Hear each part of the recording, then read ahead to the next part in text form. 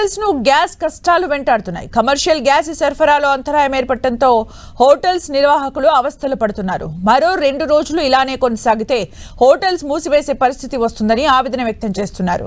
దీనిపై మరింత సమాచారాన్ని మా ప్రతినిధి బాలు అందిస్తారు.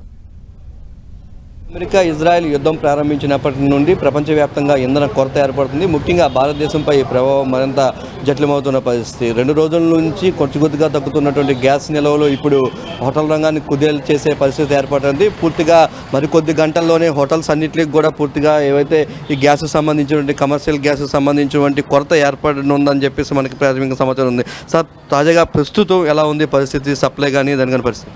సప్లై అయితే గ్యాస్ కంపెనీ నుంచి సప్లై ఆగిపోయిందండి. ఆగిపోయి వారం రోజులు అవుతుంది. ఆగిపోయి ఈ రోజు కూడా ఏ డెలివరీస్ కానీ ఏవి ఇవ్వట్లేదు commercial cylinders. Only domestic residentials వరకు వెహికల్స్ తిరుగుతున్నాయి తప్పించి ఎక్కడ కూడా కమర్షియల్ సిలిండర్ అయితే కనపట్టలేదండి. ఇదే పరిస్థితి కానీ కొనసాగితే 2-3 రోజుల్లో 100% క్లోజింగ్ డేస్కి వెళ్ళిపోతుంది.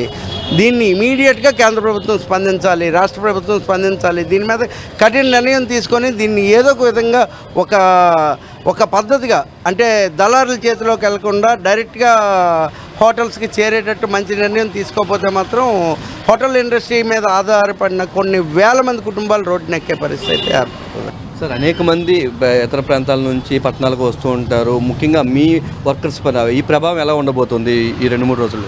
చాలా ప్రభావం అయితే, దీని ప్రభావం అయితే చాలా ఉంటుందండి.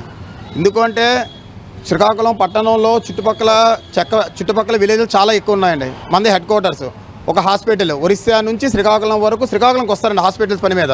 అలాగే కోర్టు పనులు, పోలీస్ స్టేషన్ వ్యవహారాలు,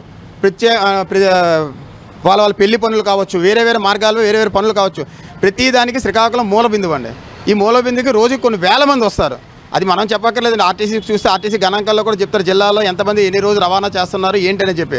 అలాగే మన 2 వీలర్స్ కావచ్చు, 4 వీలర్స్ కావచ్చు, దేని మీద కూడా ప్రత్యేక మార్గాల్లో చాలామంది వస్తారు. వాళ్ళందరూ ఇక్కడ ఉదయానికే వస్తారు, మధ్యాహ్నం భోజనం చేస్తారు, సాయంత్రం టిఫిన్ చేసి మళ్ళీ వాళ్ళ స్వస్థలాలకు వెళ్తారు. అలా వెళ్ళేటప్పుడు ఇక్కడ మరి తినడానికి ఏమీ లేకపోతే వచ్చే వాళ్ళ పరిస్థితి ఏంటంటే అర్థం కావట్లేదు. హాస్పిటల్స్ చుట్టూ చాలా మెస్సులు ఉన్నాయండి. ఆ మెస్సులన్నీ కూడా ఈరోజు మూతపడే పరిస్థితి ఉన్నది.